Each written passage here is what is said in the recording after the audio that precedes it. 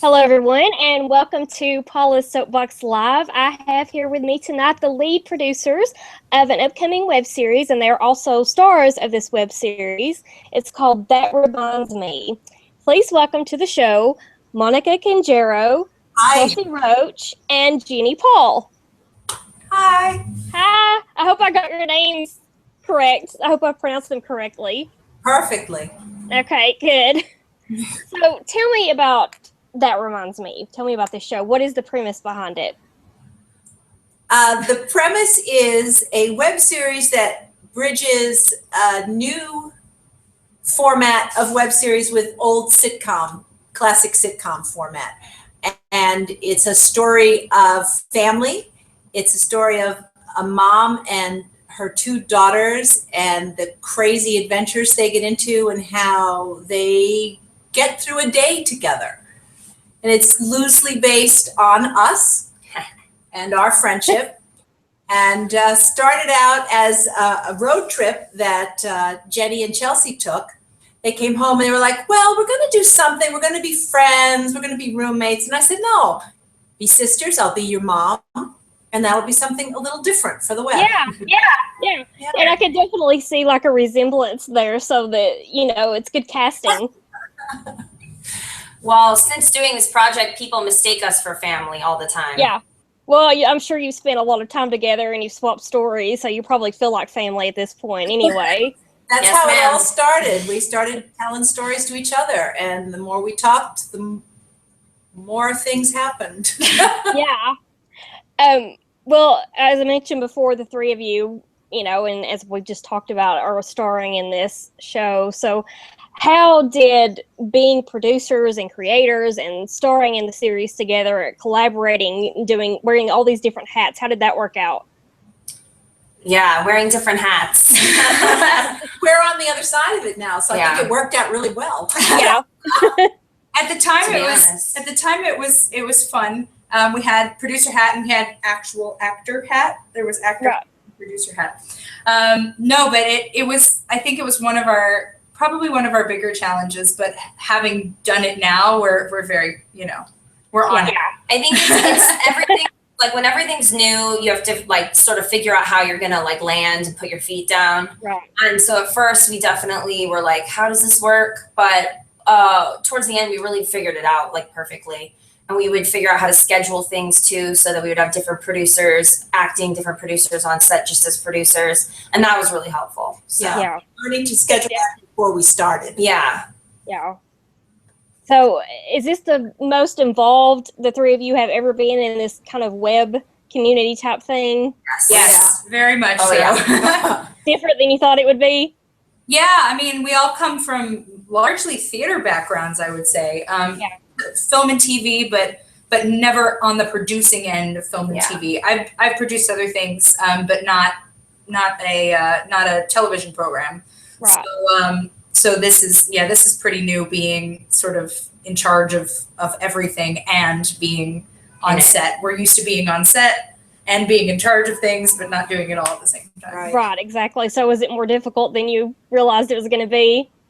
I think having each other made it less difficult. Yeah. We're able to jump in and help each other out. Yeah.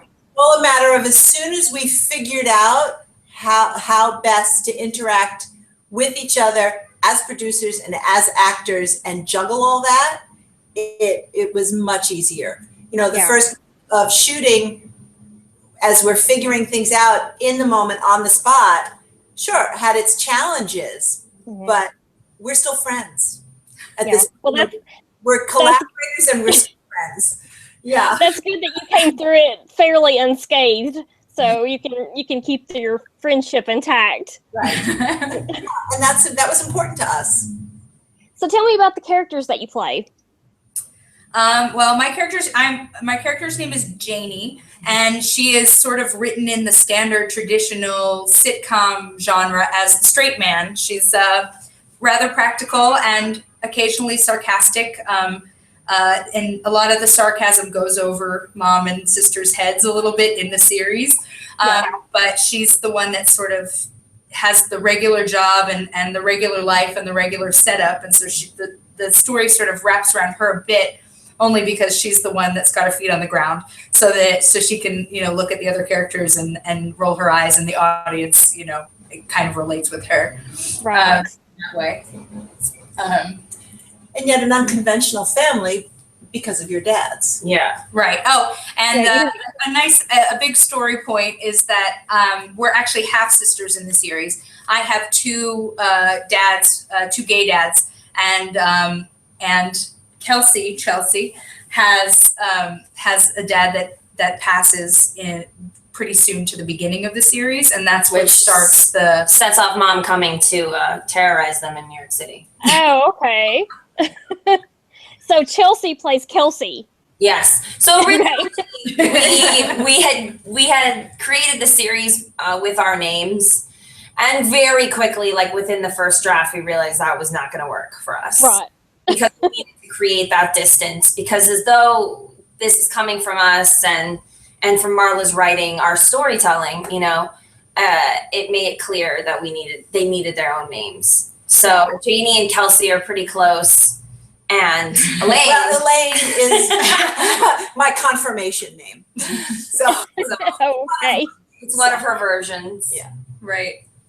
Well, obviously, you're Monica. You play the mother. So, what is your personality like?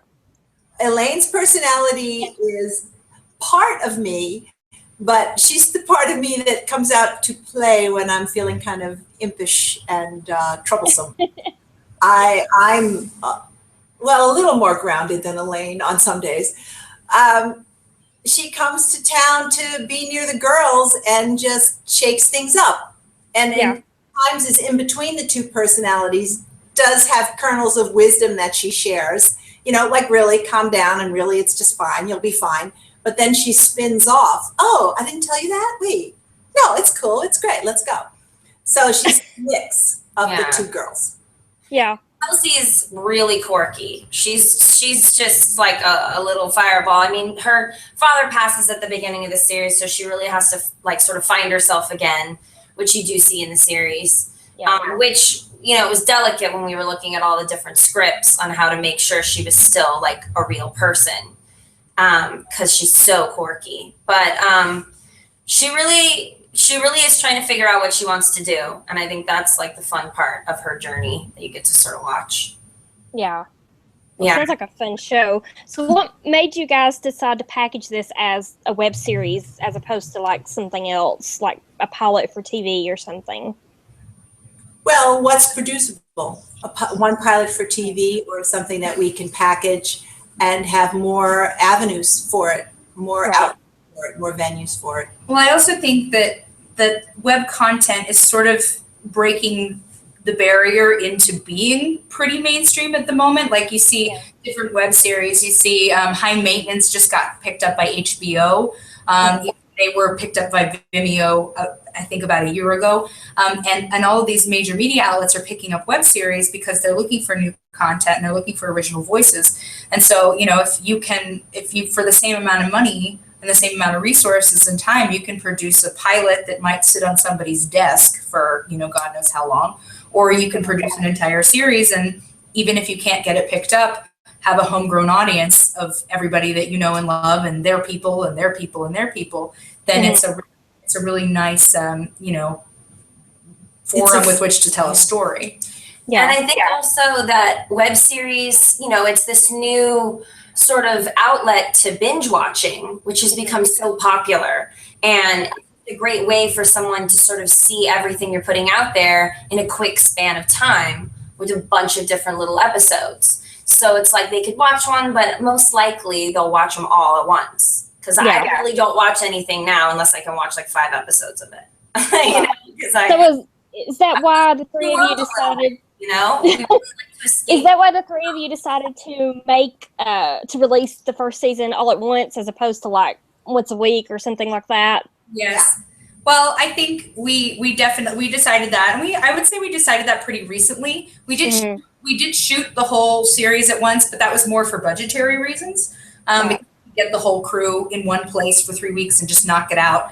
But But we decided to do it because it's, you know what, it's how people are doing things. It's the Netflix formula, and everybody, you know, everybody's favorite shows are Orange is the New Black and Unbreakable Kimmy Schmidt, and some of these other shows. And now Grace and Frankie just came out, which I'm very excited about. And I know we are, because our series is a bit shooting to baby boomers, a bit of an older generation than Chelsea and I. And that is opening up the doors for people who aren't used to watching web mediums to watch web mediums. So all of a sudden they're coming out with shows that aren't aimed for people that are 18 years old. They're aimed for, you know, for the watchers and the demographic of Modern Family, and some of the shows that have a similar content but aren't really accessible to the older generations.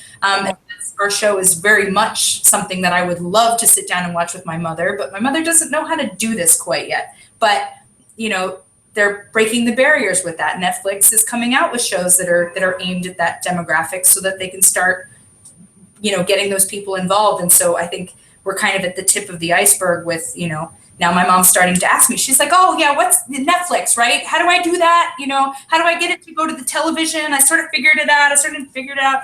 You know, and so it's becoming something that's, my parents adore Netflix, and they have it on their TV, and every time we come home, that's how we watch movies now. Right. That's becoming the standard. Yeah, really, and it's on everything now. Mm-hmm. I like the idea that you're approaching this series as something that will appeal to baby boomers and sort of bring them into this age of web series. This whole new, it's still a fairly new medium, so I like the idea that you're doing that. I think that's going to, a lot of other web series are going to end up doing that as well, like you said. So, I mean, the content is smart, and it's family friendly. I would say it's not a family, you know, it's not for kids, but it's something that is what everybody can relate to. Anybody that has a family, anybody that has an adopted family that they spend a lot of time with, just the idea that chemistry between people that love each other and are willing to be a little crazy, and all of a sudden, you know, there's a story to be told. There's always a story. In family anyway, and I think that's something that the three of us had in common, is that our families get into a lot of trouble. When a situation starts, we see it and we enhance it. You know, just take it to the next level. Oh, that's gonna raise the stakes. So when you go home to visit your families, are you carrying a notebook with you or something, and a pen in case something happens that you need to jot down for the next season? We are now. Yeah. I feel like we tell each other pretty quickly when pretty interesting stuff happens. Like we'll be, the next time we see each other, we're like, oh my gosh. Well, that's another thing that the three of us have in common, is that we like to tell stories, so they come pretty easily and quickly. And our writer Marla was, you know, almost read our minds. Sometimes she wrote things in that like we didn't realize we had said or we didn't say, but like, you know, or she just watched us and would add something in that we had done, and it was just like very interesting to see what ended up in there from our real lives. That's a little scary. It was. I found it fascinating. Yeah. That she captured us. Yeah. Because the script started from Marla sitting down with us, and we told her stories. Yeah. And we told her bits and pieces, and all of a sudden she constructed that into these episodes. It takes talent to be able to do that. Different devices and mediums, you know. And she was able to take our actual individual personalities and sort of push the envelope. So none of us are really like our characters all the time, but we all have elements of that. And so she took, you know, me and pushed me, you know, far more practical, and, you know, and she, you know, took basically elements of our individual real personalities and just pushed them to the edge of what, you know, what made sense in terms of a sitcom. So, you know, and within the way that we actually operate, it wasn't, you know, too terribly far from our personalities, which is why we had to change the names to protect the innocent. Yeah.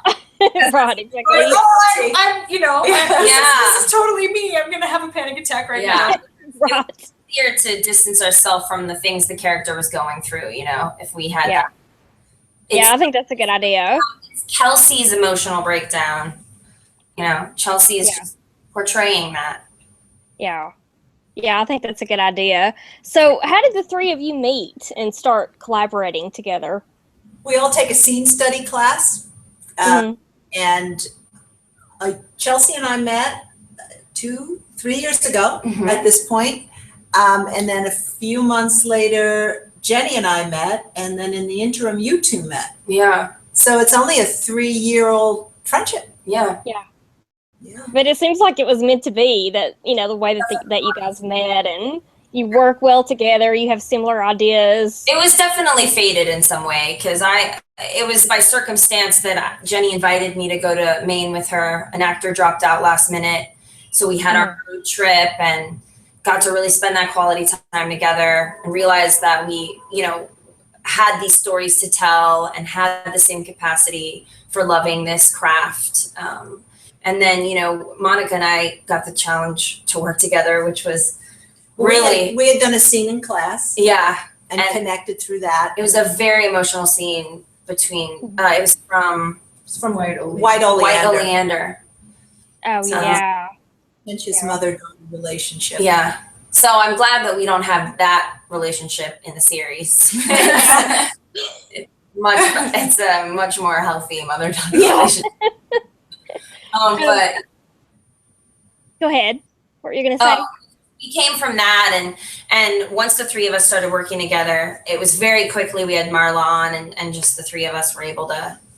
In fact, everybody we've brought on has started out as a friend. Yeah. We did audition, so some of the peripheral characters and some of the people in some of the flashbacks, because actually, as we've structured this web series, it all takes place in one day, and the way we tell the stories is that we flash back to them. So not only did we film present day, we filmed 7 or 8 flashback situations ranging from 2 or 3 years prior to the series to back to Elaine's Before the college kids were days. born. We flash back to Elaine in college. So they had to make you look like you were college age and. Oh wait, We did it. Don't I college age? Oh, that's not what I meant. It's very fun to watch that too.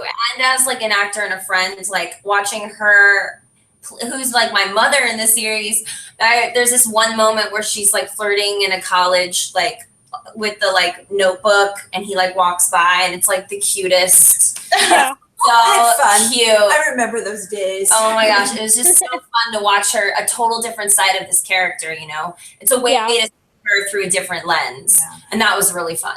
I like that idea. Kind of see how she became the person that she is now. So Yeah. Yeah. But the people in our family on the show are friends of ours. My friend Greg Carter plays Dad Carter, and Her biological father. her biological. Jeannie's character's biological. Okay.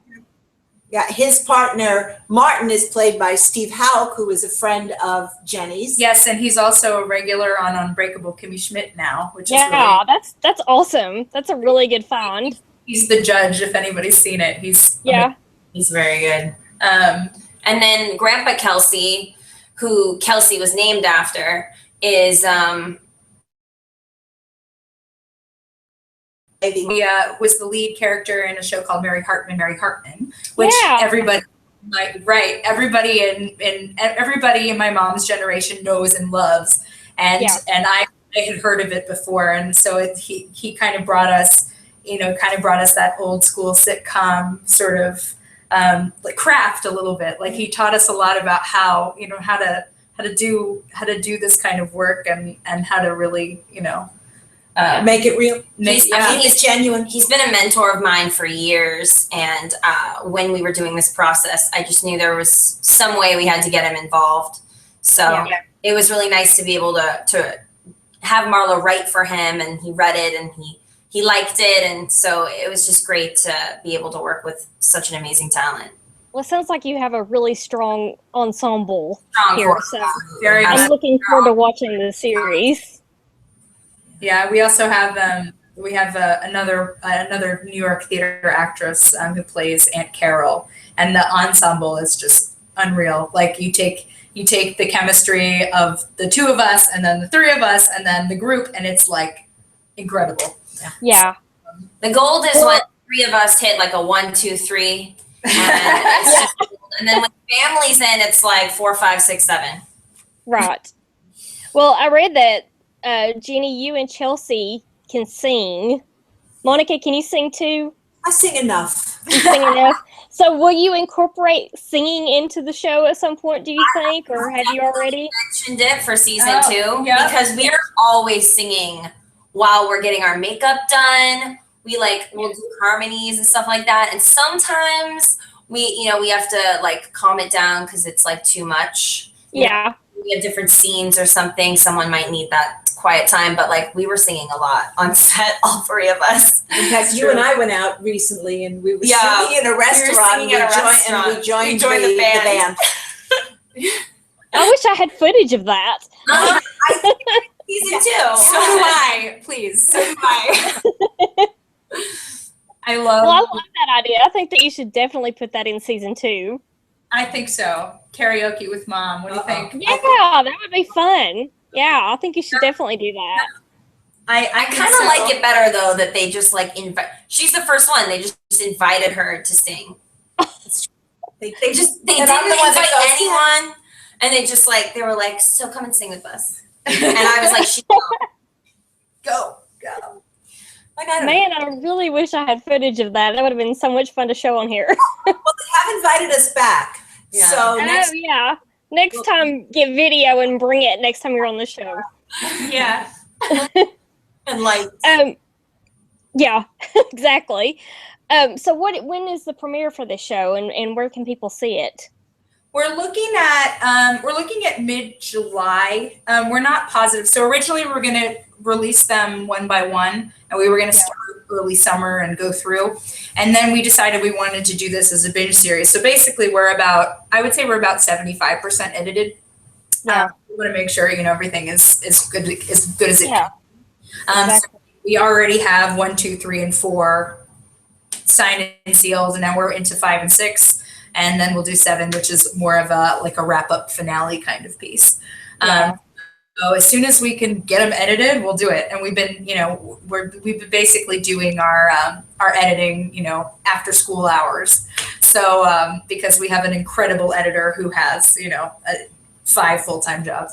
So so he's working with us and he's amazing. So that's basically the plan. This midsummer might. Hopefully we'll get it out by probably mid-July. That's the hope. Yeah. Well, make sure you keep me posted on that so that we can put it up and let people know. Do you know where it's going to be seen yet, or is that something they're still working on? We're mostly still working on where we're going to broadcast it. We're going to have a preview in New York, though. Yeah. That's where it will start. Yeah, so we're looking, and that's part of it too, is we're looking at distribution and have some meetings coming up with some of the bigger distributors.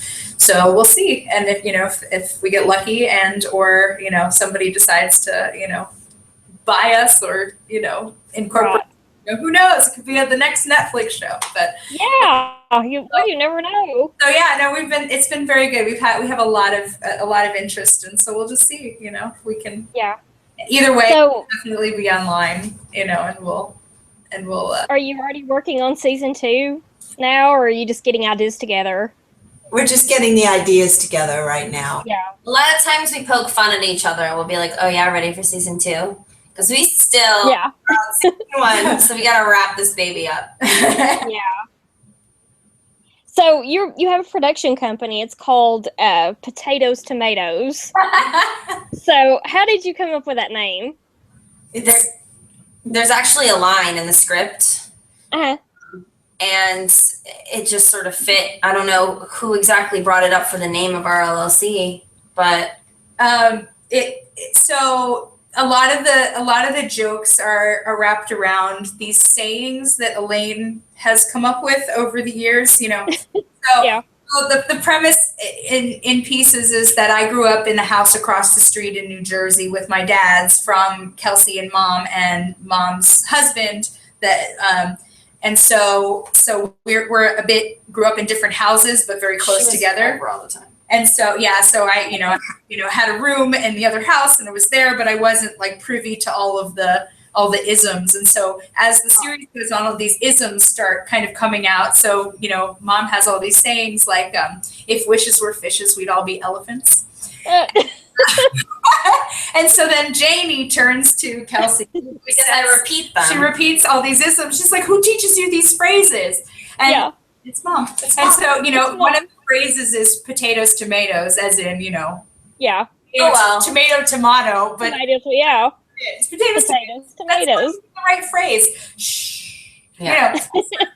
So that's why it's just that there's a lot of isms and this was our favorite because it's exactly it fits the bill for our production model exactly right.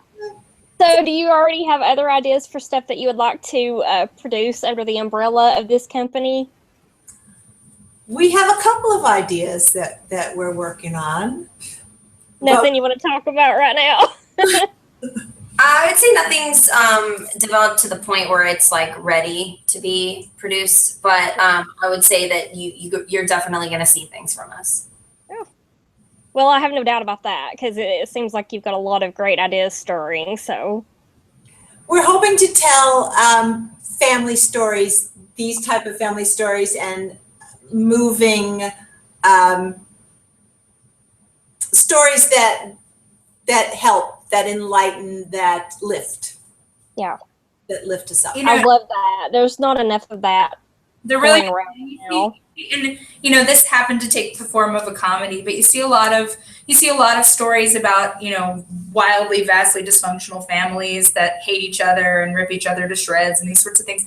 And you don't see a lot of, they're not functional per se, it's like functional dysfunction, but the kind of families that really enjoy each other's company and and even though there's crazy within and there's a lot of drama within pieces of things and everybody has something with their family, but the idea that that there are relationships that people are invested in and they enjoy, like I love spending time with my family, and it's because crazy stuff happens. It's fun. And everybody loves each other, and there are fights and there are things, but at the end of the day, it's good for a good story. Yeah. Well, and it's a lot like some of the older sitcoms. They had the families would have their problems, but at the end of the day, they were always together no matter what and worked things out together. And there was usually a lesson in that in almost every episode. So I like that you're kind of bringing those elements back. It's important to us because it's a truth. It's a truth we know. Yeah, and they definitely need each other to finish each episode, like to figure out what goes on in each episode. They really have to pull together to come out the other end. Yeah. So how did it go at the Sundance Film Festival? It was great. We were there. The two of us were there for the full festival, and we met so many amazing people, and that's a lot of how we got a lot of those meetings that are coming up for us. A lot of distributors are, like I said, they're interested and they're excited about what we're doing, and especially about the demographic with which we're doing it for. Yes, exactly. I went to a marketing panel when I was at Sundance to meet people and get to know some of the stuff, and they said it was a Q&A at the end. Does anybody have any questions? And I raised my hand and I said, I have a question. I am producing a web series that is shooting to baby boomers. Do you have any suggestions? And it was crickets in the room. Except that you could see that every person on the panel was sort of lighting up. They were, really excited about the question, but didn't quite know how to answer it. And like, and then all of a sudden they started firing off little things. And one of them was Facebook. They're on Facebook. And one of them told us to buy the AARP mailing list. And at first I was like, interesting. But the idea is it's new territory. It is, uncharted territory. And I think there's a lot of excitement around that because it really is an underserved demographic, especially for web content. Yeah. In terms of demographic advertising and whatnot.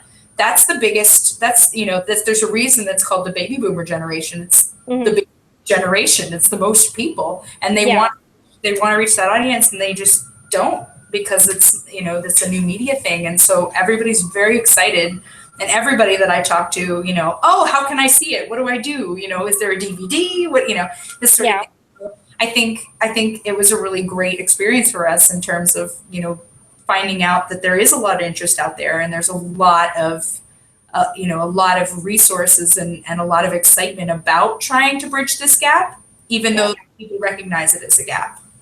Yeah, well, you're definitely breaking new ground, and I think that is probably going to be the key to web series becoming more successful.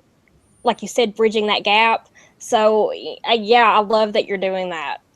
And it's, it's fundamentally, it's, if you want to do something that succeeds, you can't leave anybody out. Yeah, I think exactly. That's what medium tends to do, not on purpose, that just how it is, but it has to be somewhat universal. Otherwise, it's not going to reach its maximum capacity audience. Yeah, everyone needs to know how to use that technology in order to benefit from it. So and people know use it, so it's our job to teach them how to get to this type of thing. Yeah, and it's not that difficult, I don't think, to teach. So hopefully, that will just become like the norm. That's the hope. And our first Facebook like was from my best friend's great aunt, who is 85 and doesn't know me at all, doesn't know me from Adam. And she liked our very first Facebook like. She liked it, and she wrote on our wall, "This sounds great. Where can I watch?" And that's awesome. Okay, we can do this. Yeah. Well, Monica, I'm getting an echo. Turn your volume down just a little bit, as if that helps. Okay, I'm doing that. Is this helping at all? Let me see. It's helping a little bit, so maybe just turn it down just a little bit more. All right, I'm still going. I've got the button. Just tell me when. Okay, that's good. That's good. Okay. Yeah. I was getting feedback of my own voice, so it was. Okay. That happens sometimes when the volume gets off. Okay, can you still hear me? Okay. Yes. Yeah. Okay, and I can hear you. Okay, that's good. Monica, you were involved in a film called Chorea about Huntington's disease. Has that been released yet? No, probably June, I think. June? Okay. Do you know where people can watch that yet? Is that available? I don't know yet where that's going to be, but I will send you a note and let you know. Send me a tweet or an email or something. Yeah, let me know. It's not a very well-known disease. So what drew you to the project? It was beautifully written, a short film, and to play a caretaker who keeps a positive attitude was amazing. Was amazing to me that she was not burdened by it. This is what she was dealt, and she helped uplift the daughter and the husband, and it's okay. It's going to be okay. We're going to get through this. We're going to do this. Yeah. Well, it sounded like a very interesting film and an important one at that. So yeah, please let me know when people can watch that. Yeah. Yeah. So Chelsea, do you and Jeannie, either one of you, have projects coming out soon that you would like to talk about? Individual projects. You worked on that stuff with Steve. Yeah. I was working a lot in different other elements of film. My friend Stevie Creed just released his album, The Brooklyn Scotsman, and I was helping him direct some of his music videos and get talent and just, support other artists that I, love their work. So his album just dropped, so that's exciting for him. That's pretty cool. Yeah, and I'm in like 3 or 4 of his music videos now because I was just on set and they did somewhere, and yeah, sometimes when you're there, you get pulled in. So that's pretty exciting. Other than that, I've been doing a lot of other stuff that's not really like out yet. So, but keep us posted. Yeah, that's the hard thing about doing film and television is a lot of times you're not allowed to talk about it. All right, run into that a lot. It's very frustrating. Sometimes they ask you not to do any social media too, and that one's the hard one because you like took a cool picture in a costume, and you're like, I can't. Actually, I've been doing a lot of theater lately. I just closed Proof, the play. I played Catherine in a regional theater in the Catskills, which was a lot. It was I don't want to say it's a lot of fun because it's not a fun play. It's not a fun play, but it was a really worthwhile experience. Basically, I don't know if you know Proof, but it's about this girl who loses her father, and her father was schizophrenic and also a world-renowned mathematician, and she basically is dealing with the aftermath once her father passes, in dealing with her own project, her own math, and kind of dealing with people, I guess, not fully believing that she was capable of doing the kind of work that she does in the math universe. So it was a really, really deep and lovely play to do, and it was a lovely cast. And now I'm rehearsing another play called Other Desert Cities, which is another comedy, not at all. And it's about a family that lives in Palm Springs. The daughter, who's also the lead in the play, Brooke, who I'm playing, who basically writes a book about her family, and her brother had committed suicide a number of years before the play happens, and she writes a novel about her. It's actually not a novel; it's a memoir to some degree about her family and her family's involvement in his suicide, and goes back to Palm Springs and tries to convince the family to give her their blessing in order to publish this book. And of course they don't want to do that because it makes them look like pretty bad guys. So it's another drama. It was on Broadway a few years ago with Stockard Channing and Linda Lavin. And so I'm doing that mid-June, also in the Catskills, another regional theater. And so that's been my life of late is a lot of hard but really good plays. So sounds like you've done a lot of fun-filled, lighthearted comedy too. That was part of what I love about this. I in my career as an actor, I mostly do drama. I play straight men in comedies, and I play usually the lighter person in a drama, so I kind of run the middle. I get and I love comedy, and I don't do it as much because I don't play so many wacky off the wall characters. I really am, I play a lot of straight men and a lot of sarcastic characters. So very grounded, and sometimes bitter, but mostly just quick-witted. But I love doing this project because I don't get to do it as often. I do a lot of meaty drama, and I love it, but it's also heavy. It's heavy. Very heavy. So this is an absolute pleasure. It's a nice break for you, probably. Yeah. I get to goof off for a few days. This is great. Yeah. So that's. Go ahead. Sorry. I'm also involved in another web series that Janie's boyfriend on the web series is the lead of. He was Chuck in our series, but his name is Steve Liskowitz, and he's doing Fest, the series. Oh, okay. A web series about festivals. So that's going to come out pretty soon, too. And I'll be you have to send me email reminders about all this stuff that you're doing, so I can. Right. Well, if you're in the Catskills. Or if you're in New York, I'll be doing some Shakespeare in Riverside Park in August. Oh, nice. Yeah. So. Well, do you guys have anything that you would like to add about that reminds me or anything else before we go? Stay tuned. Yes. It's coming, and it's a lot of fun. Well, I can't wait. I can't wait for this series. I can't wait to see it. So, make sure you tell me when it's released or when it's about to be released so that we can spread the word, because I think it's going to be a hit. So. Oh, thank you so much. We hope so. Well, you guys were great, and I hope that you'll come back at some point. So. Thank you for having us, We'd Paula. love to. Absolutely. Keep in touch, okay? Thank you. Thank You're you. wonderful to All talk right. to. Bye. Bye-bye now.